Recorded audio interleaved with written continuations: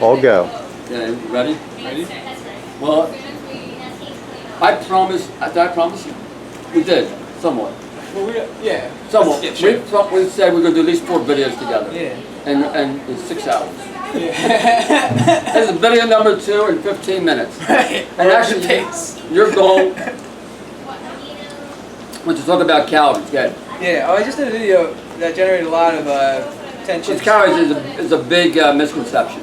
Yeah, it's a big overblown, it's kind of over focused on. I mean, me and Tim were just talking about how he made a really good point about how people are in sort of just in a general sense about nutrition. They're worried about worried about their calories, so they go out and buy food that's packaged as labeled as having like only 99 calories, 100 calories, but devoid of nutrition. So they're not worried about which calories to get. So there is. People come my story asking how many calories does it have. Right. So there's a virtue to looking at calories in like sort of a philosophical sense and deciding like how that concept fits into every kind of diet and all the different sort of pitfalls and nuances that can come out of the calorie concept. And one of them is, one of the helpful things is in the raw food, especially the fruitarian world, they say try to get 3,000 to 4,000 calories a day. The problem is in the fruitarian world, you're talking like 1 out of a million people. Yeah. So this video is dedicated to that one person. Right. But it's also, hello out there, better be listening. But what it does with that particular with the virtue of that particular statement is that a lot of people they won't be used to eating fruit or vegetables. So when you sit down to a huge plate of fruits and vegetables, it seems like so much, but like per actual volume or per volume of calorie, it's not nearly as much as like just a little place of like something like refined or packed in carbohydrate, rice and beans, nuts and seeds, something like that. Yeah. So they eat all this fruit and they think, oh, I've eaten too much. I'm still hungry, but I shouldn't eat more. Then they get cravings and they develop a lot of different issues from not eating enough food based on that misconception. But that misconception can be tackled in other ways other than using something as like purportedly imperialistic as a calorie number. Now my problem with the calorie thing is that they base it off of very basic, very few characteristics or circumstances. You know, they base it on body weight, height, activity level, stuff like that. That's basically what they're doing. But I think a lot of people count calories. I think that they do, and I think it's mostly in that sort of 811 fruitarian thing. Because people are gorging themselves. You have women who are Meg was telling me they're like, I've tried to eat more calories, and they say I should be eating 4,000 calories, I just can't do it, it's causing all this stress.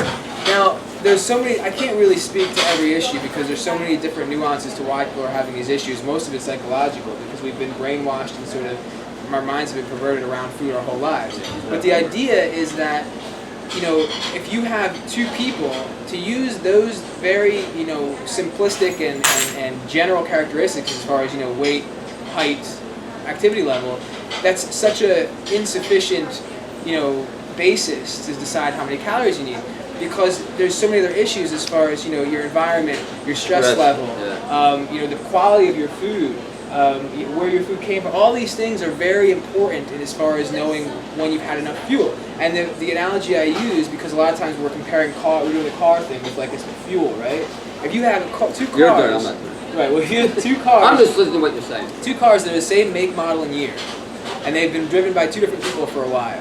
One of those cars, even though they're the same make, model, and year, basically the same, if one person let it get run down, bad air filter, bad oil filter, all these issues with the engine, no efficiency, that car is using twice as much fuel as the other car that's otherwise exactly the same. So if you can't on one breath say that people who are raw foodists have this certain level of higher efficiency to the point where they don't have to adhere to a lot of the physiological rules as regular dieters, and on the same breath you say, well, as long as you have the same weight, height, body mass, and activity level, you should be eating the same calories. It doesn't jive because there's so much other circumstance. So like when I told people that I was eating like tops 1,200 calories a day, but I'm living in the garden, I'm eating the best quality food you don't eat you can 1,200 calories a day? Yeah, at max. I mean, I'm eating like maybe me and Julie split a watermelon. We'll split a watermelon. So that's about 700-800 calories, 500 to 700. One watermelon, it's probably about 900 calories. Okay, right? So you have 450, and then you have a big vegetable salad. Then you have a big vegetable salad, and that's it for the day. Yeah, or we'll have like I mean, even on top of that, if we have a couple like dates or something like that, you know what I'm saying? So it's 2 dates or 3 dates? 4 5 at days. the most. At the most. So each day is 70 calories. Well, That's 280 calories. Right. So you're talking like 1,200 calories a day. yeah, so under 12 And you're able to calories a sustain day. yourself. And I'm in the garden all day, and I'm doing all this kind of stuff. And of course, everybody out there who has already made this complete concrete belief in this calorie hype, they're saying, well, at some point you're going to crash. And now they're bringing all this negativity towards me, saying, well, you're going to fail, you're going to fail. And they're trying to make these things. Someone wrong. tells you they're going to crash. Everybody who yes, a lot of like the YouTube people, everybody who subscribes religiously, that subscribes religiously to the science of calories, and the science of calories to me is as dogmatic as religion, basically. You can't try to generalize somebody so much. So if I'm also at the same time saying that there is virtue. Some people who are getting into the calorie thing, because when you make this like sample of people, pretty much everybody's living most of the same lifestyle. 99.9% of people are living basically the same lifestyle, exposed to the same, exposed to the same pollution in the cities. They're eating basically the same foods, even if it's organic, coming from similar places.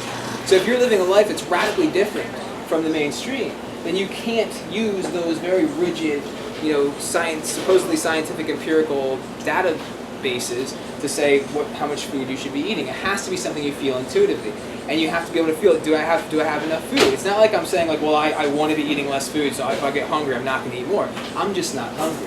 And they chalk it up to all kinds of these different things. Have you lost a lot of weight, by the way? I have been 150 solid for about 8 years. 8 years. I haven't fluctuated, I haven't changed at all. And you're doing this on 1,500 calories, 12 to 1,500. Yeah, I mean, at the most. At the most. And so, like the thing is, if I was hungrier, I would say, okay, well, I'll eat more calories today. So I'll have 2,000 calories. At one time, I thought I had 2,500 calories a day.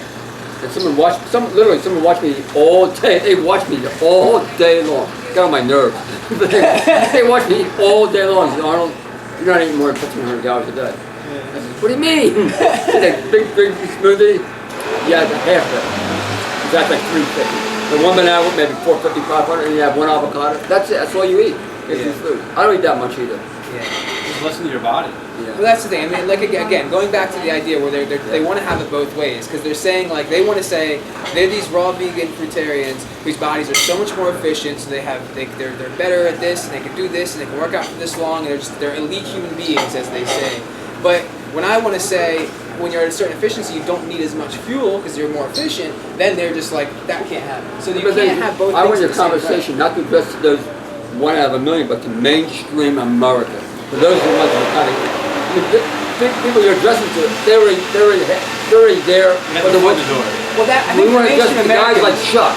Chuck is barely starting, and he wants to know what to do. For mainstream Americans, the most important thing to talk about is the intuitive idea that there's different amount of nutrition in different kinds of food. So if you have rice and beans compared to bananas and lettuce, you're going to be eating more volume of the bananas and lettuce. So in other words, if you start to feel like you've been eating too much because it looks like there's too much on your plate, you have to see what that food is and how dense that food is. So that when you're coming off of some of these more dehydrated, cooked, processed foods that have more dense calories, and you have to be aware of that as you're sort of creating your own quantity. You shouldn't, but in the end, you should never stop eating unless you feel like you're satisfied. You should never eat more because somebody told you that you're not eating the right number of calories. So that's the idea, is to go back to your body and not be in these rigid empirical dogmas, these scientific religions that are being started out of all this. It's just making it more complicated. They want to make it easier by giving it one size fits all. But you can't. It's going to make it more complicated. Everyone's right. Tim, you're right. What do you say? I'm different every day. One day it might be 1,200 calories. Next day it might be 1,800 calories. Depends on how I feel. Depends on what I'm eating. Do you eat more than 1,800? You eat a lot? Well, it depends. Like if it's a day where I run 5 miles, I might have more that day because that's what I'm feeling. But I never force myself to eat if I'm not hungry. I just go until I feel cool and just back off. I should say at this point, everyone's shaking their head at me. By the way, it's all men again. Women, where are you? I should They're say in the kitchen. Since we've been traveling, since we've not been in the garden every day, like really kind of, I have felt a little bit more tired, a little bit more hungry. Yeah. It's and that shows that when you have things like more stress and you're exposed to different kinds of chaotic energies, then you're gonna be less efficient. You might need more food. So that's a good point, by the way. Do you eat more in the winter than summer? Does it change? I mean, I like keep different warm? things. I like different things because different things are in season and stuff like that. But so I might eat a little bit more if the food isn't as like if I have to eat things that are a little bit compromised in constituency, I might eat a little bit more of that. But it's negligible soreness, I mean, depending on what happens. And that's a good point, because when you're in your environment, in a safe, warm, and I'm not farming, but like where you grow things, you feel in a comfortable position. When you go out of that, like, I'm trying to talk to you like you do that. When you get out of your garden, then you have more stress factors on you. Yeah, like when you come here, it's total. There's chaos. There's people moving around, boom, boom, boom, and all of a sudden you think, "What am I doing? Yeah. I'm not in my environment." And then you emotionally you may get a little hungry. In fact, you got a lot of hungry today. Yeah, like 2 whips already. I had 2 whips. Yeah. 2 whips. That's 700-800 calories, 900 calories. So then I'll have a salad and I'll still get 1200 calories. Just go with you feel. Go with what you feel. Anyway, It's this simple. why don't you just end it up?